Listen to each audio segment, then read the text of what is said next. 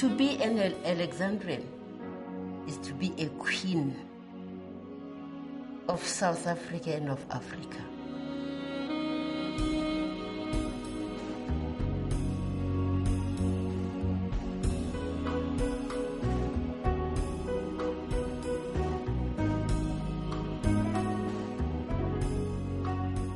Those of us who come from Alexandra, who were brought up by Alexandra and nurtured and cultivated and made people, we believed that Alexandra was very, very special. We believed that it was the only place in the whole world which could survive anything.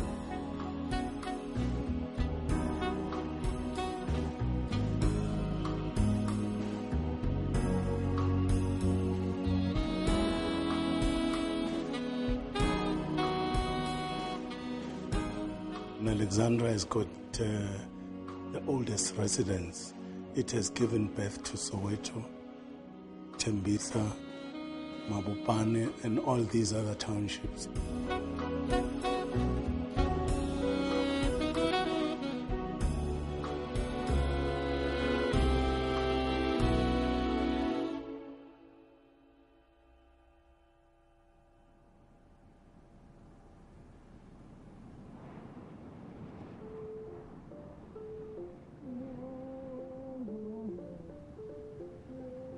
The story of Alexandra cannot be told without that of Johannesburg, a complex tale shaped equally by fate and by legislation.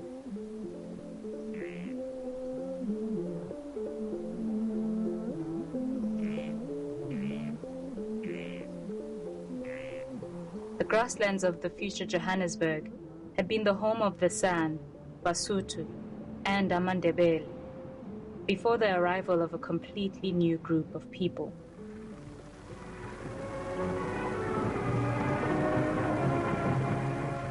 In 1836, in an extraordinary gesture of self-reliance and courage, 2,000 Boers crossed the Orange River into the wilderness, out of the bondage of British rule, searching for free lands. The Boers used their guns against our spears, and where they won battles, set up farms, reducing our ancestors to landless laborers.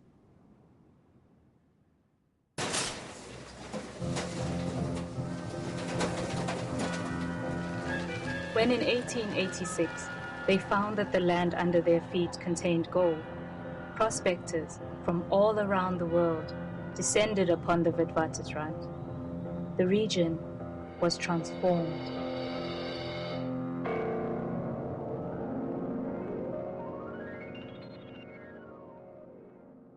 There was no city here before discovery of gold. Transformation from a mining town to a colonial town entailed a whole set of new spatial organization. So I would say it was quite a revolutionary transformation, without which Johannesburg would have just been a mining camp.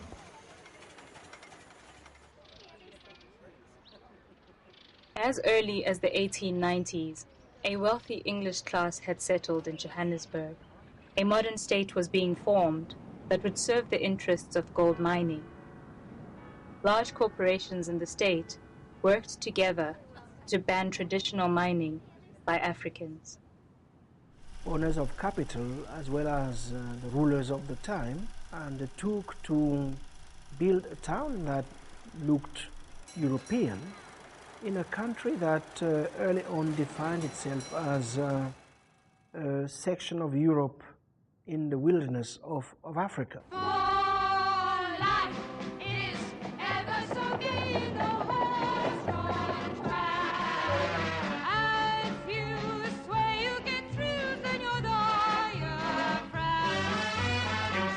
Behind the driver with your hands pulled tightly down.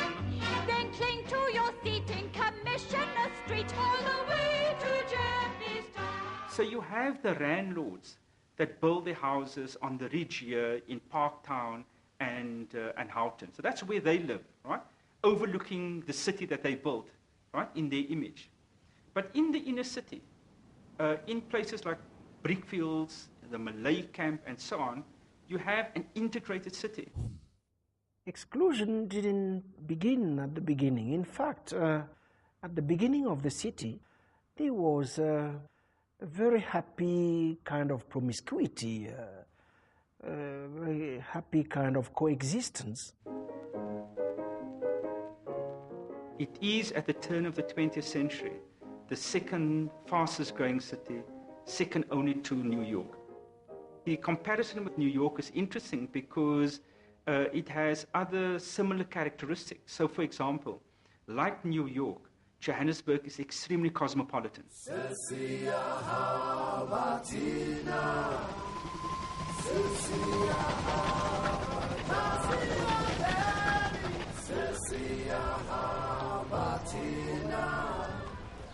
You have African people coming from what is today Zambia, Malawi, Zimbabwe, Swaziland, Lesotho, and so on, Mozambique.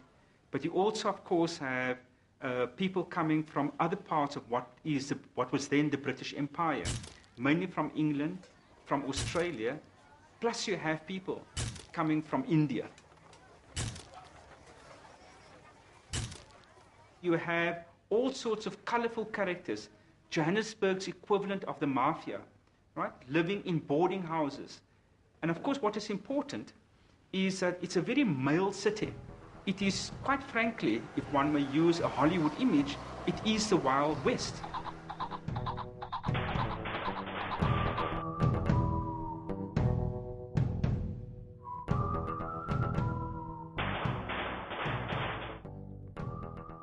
Even though mining is at the center of this economy, mining triggers the beginnings of a secondary economy.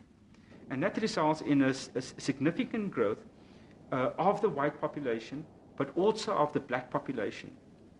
And of course, what that means is that the state and industrialists have to deal with what to do with this mass of black people descending on Johannesburg.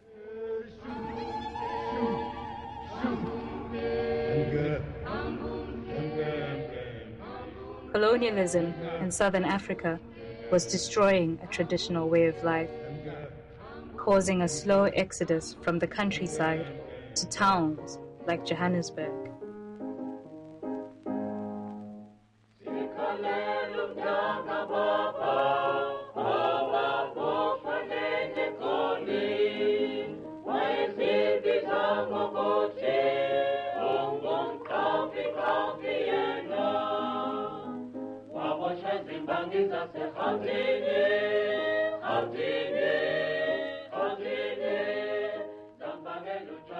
You have the typical migrant worker living in a compound who comes to work in the city, perhaps mainly on the mines, and then goes back to the rural area on an annual basis. That is your sort of typical single young man living in a compound, no family. If he has a family, it is in the rural areas. He sends his money to the rural areas. He is under the control of a traditional authority.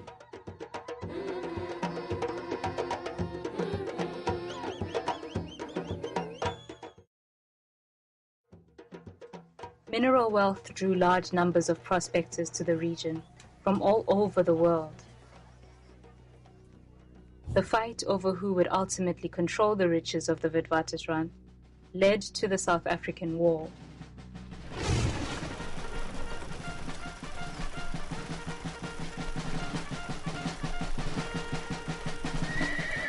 The war was long and bloody and dragged on for almost 3 years. 22,000 British, 7,000 Boer, and 12,000 black South Africans lost their lives in the conflict.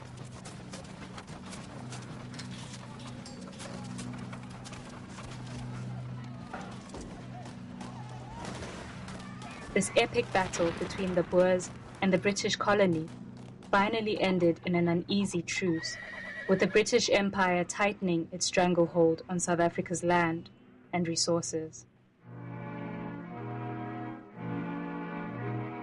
The defeat of the Boer republics and the formation of Union in 1910 marked the beginning of a new phase in the history of the country.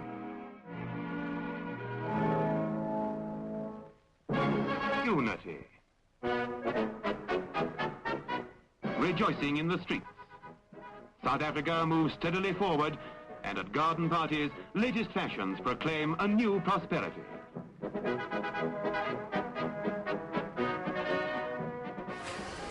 From this point onward, Boer and British would work together to take land from under the feet of Africans. And in order to survive, we would have no option but to become a continuous source of cheap labor.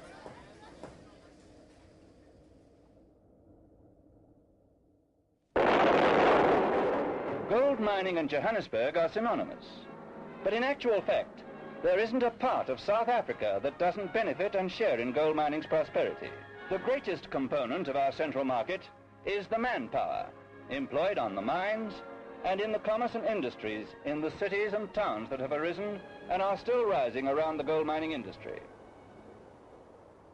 In significant parts of the country, especially in the interior provinces, African people buy back land, right? As sharecroppers, African chiefdoms buy back land on a significant scale.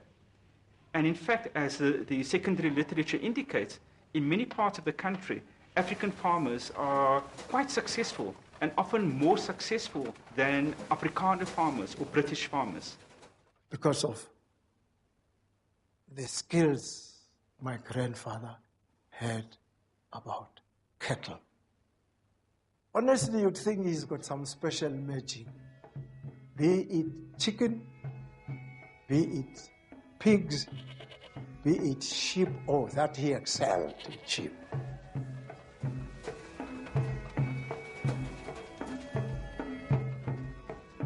And what 1910 allows or creates the opportunity for is to get rid of these successful African farmers, including sharecroppers.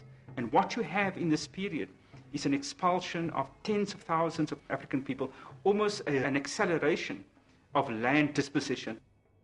Many of our grandparents owned farms, which were expropriated all over the country, even in Durban. They did the same. My father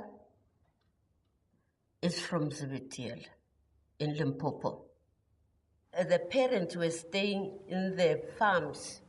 At all those farms, there was a thing that is called werksommer. Or werksommer, it means you work for nothing. So my father found that the parents, the mother, the father, the sisters, brothers, and everything, they are working for summer. He said, no, I can't work for summer. I'd rather leave the place. He left the place. He came to Johannesburg. And when they did have cattle, for example, they had to sell the cattle. But it means that when they were forced to migrate to the urban areas, they often had money in their back pocket. So this sort of typical idea that, poor black people migrated to urban areas, which is the dominant story, does not apply to early Alexandria. It applies to Alexandria in the 1940s and subsequently, but not to early Alexandria.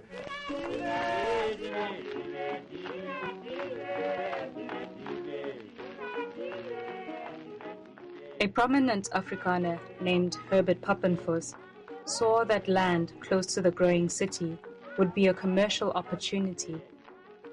In 1905, he bought the farm Syferfontein 2. He named this piece of land Alexandra.